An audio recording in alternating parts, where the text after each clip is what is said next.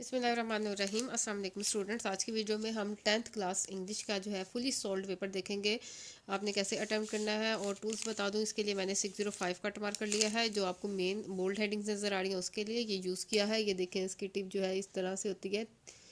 और 604 का marker use किया है ये इस तरह से सब हेडिंग्स के लिए। इसकी टिप थोड़ी सी पतली होती है, लेकिन ये भी कट मार्कर की शेप में होती है। और इसके अलावा इंक पेन जो है मैंने सिंपल यूज़ किया है ये सारा फिल करने के लिए।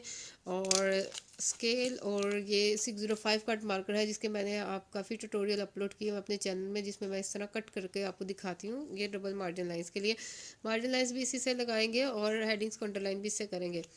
तो ये जो काम है वो हम एंड पे हमेशा करते हैं, पहले हम पेपर अटैम्प्ट कर लेते हैं। अगर आपकी शीट जो है वो मार्जिनलाइज नहीं लगी तो आप इस तरह से फोल्ड करके दोनों साइड से अच्छी तरह से उसका इनविजिबल मार्जिन बना के आराम से पहले पेपर अटैम्प्ट कर लें। उसके बाद एंड में लास्ट में लाजमी टाइम रखें 5 मिनट के, आप जो है मार्जिनलाइज ड्रॉ कर सकें और हेडिंग्स को अंडरलाइन कर सकें। अच्छा जी, ऐसे टाइप को सेक्शन 1 और शॉर्ट क्वेश्चन क्वेश्चन नंबर 2 की 605 कट मार्कर से हेडिंग दी। इसके बाद जो भी आपने पार्ट अटेम्प्ट करना है उसकी नंबरिंग दी और आंसर की हेडिंग दे दी। अगर आप एक दफ़ा यहाँ पे आंसर की हेडिंग दे दें, बस नंबरिंग करके उसका आंसर लिखते जाएं हर क्वेश्चन का, तो बहुत बार बार आपको आंसर नहीं लिखना पड़ेगा। ये मैंने सिर्फ इसलिए लिखा है ताकि ज़रा प्रेजेंटेशन अच्छी आए। और ये देखिए, आंसर की हेडिंग देके उसके बिल्कुल नीचे उसका आंसर लिखना है क्वेश्चन का, हर शॉर्ट क्वेश्चन का। ये देख लीजिए, इस तरह से अटैम्प्ट करना है। मैंने अटैम्प्ट करते हुए भी ये फुल वीडियो अपलोड किया, जिसमें मैंने सारा पेपर लिखते हुए आप लोगों के सामने शो किया, आप वो भी देख सकते हैं। ठीक है। अच्छा, इसमें था कि राइट प्रोफेशन की डेफिनेशन लिखे, तो मैंने राइट प्रोफेशन की हेडिंग बना के लिख दिया। आप आंसर भी लिख सकते हैं। ये कंप्लीट हो गया। इसके बाद सेक्शन 2 आ जाता है, translation into Urdu. Question number 3 है। तो जो पैसेज आपको दिया था, मैंने उसके स्टार्टिंग और एंडिंग वर्ड जस्ट एक प्रेजेंटेशन लुक अच्छी बनाने के लिए इस तरह ऐड किया। आप इसको स्किप कर सकते हो। तर्जमा की हेडिंग दी और हमने अच्छे तरीके से तर्जमा ध्यान से अटैम्प्ट किया।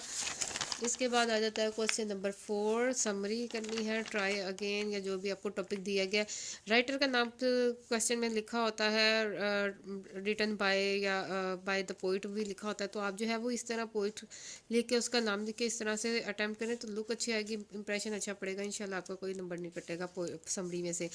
फिर पैसेजेस की फॉर्म में 2-3 पैसेजेस की फॉर्म में आपने समरी अटैम्प्ट कर लेनी है। इसके बाद यहाँ पे आप लिख सकते हैं, पर मैंने यहाँ पे स्पेस छोड़ दिया। अगर आप इस तरह से स्पेस छोड़ दें, यूज़ ना करें, तो आप सिंपल इसको इस तरह से कट कर दें ताकि एग्जामिनर को पता हो कि आपने ये जगह यूटिलाइज़ नहीं की है। कोई इशू नहीं है। ठीक है। इसके बाद क्वेश्चन नंबर जो है 4, अगर समरी के अलावा ये क्वेश्चन होता है, अगर समरी नहीं करनी तो आपने explanation with reference to the context करना है। अगर जो बच्चे ये अटैम्प्ट कर रहे हैं, ज़्यादा बच्चे समरी ही करते हैं, अगर आपने ये करना है तो इसको इस तरह से अटैम्प्ट कीजिएगा।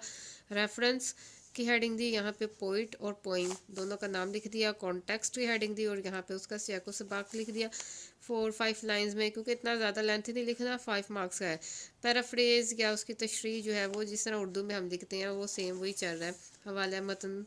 और यहाँ पे तशरीह आ जाती है, जो आपको पैसेज जो आपको लाइंस दी हुई थी पोइम की, तो इसको 2 पैसेजेस में या एक पैसेज में आप जो है तशरीह कर दें इसकी। आज जो question number 6, direct indirect forms. Question है इनडायरेक्ट फॉर्म से कन्वर्ट करना है, तो मैंने एक दफ़ा ही हेडिंग बना दी इनडायरेक्ट फॉर्म्स। नंबरिंग के साथ जो है वो जो भी डायरेक्ट आपको फॉर्म दी हुई थी उसकी इनडायरेक्ट फॉर्म मैंने करके इस तरह से लिख लिया। ठीक है।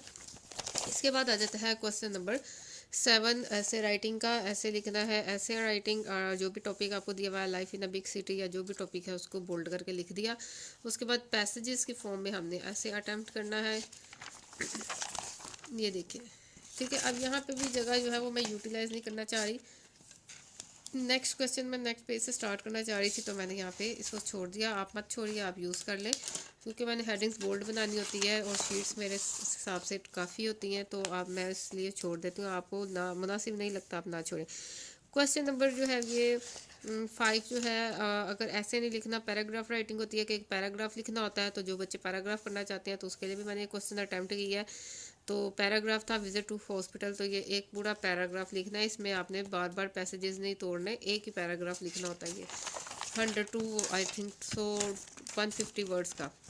इसके बाद आ जाता है question number 6, pair of words. Pair of words की हेडिंग दी और इस तरह से नंबरिंग के साथ जो है पेयर ऑफ वर्ड्स लिख दीजिए। Eligible, eligible, due.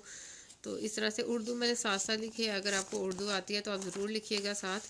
तो इस तरह से हमने उसके सेंटेंस बना दिए, वरना स्किप भी कर सकते हैं, इसकी डिमांड नहीं होती। इसके बाद आ जाता है question number 7, translation into English. आपको उर्दू में पैसेज दिया होता है, पैराग्राफ, ये पैराग्राफ दिया हुआ था, इसको ट्रांसलेट करना था। मैंने इस तरह से हेडिंग बनाई पैराग्राफ, पैराग्राफ की स्टार्टिंग एंडिंग लाइन लिखी डॉटेड के साथ, और यहाँ ट्रांसलेशन की हेडिंग दी और यहाँ ट्रांसलेशन कर ली। ठीक है, ये टोटली आप स्किप कर सकते हो, डायरेक्ट ये ट्रांसलेशन टू इंग्लिश की हेडिंग के बाद आप ट्रांसलेशन कर सकते हो। ये थोड़ा सा होता है प्रेजेंटेशन के वजह से अच्छा लगता है, या इंग्लिश मीडियम स्टूडेंट्स के लिए है कि ट्रांसलेशन नहीं करनी, तो आपने कोई भी टॉपिक दिया होता है उस पर 10 सेंटेंसेस लिखने हैं।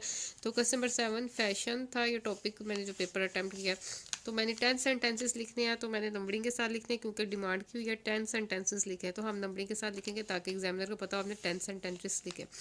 नंबर 1, नंबर 2 इस तरह करके ये देखें, मैंने इस तरह से स्पेस यहाँ छोड़ के ये 10 सेंटेंसेस लिखे।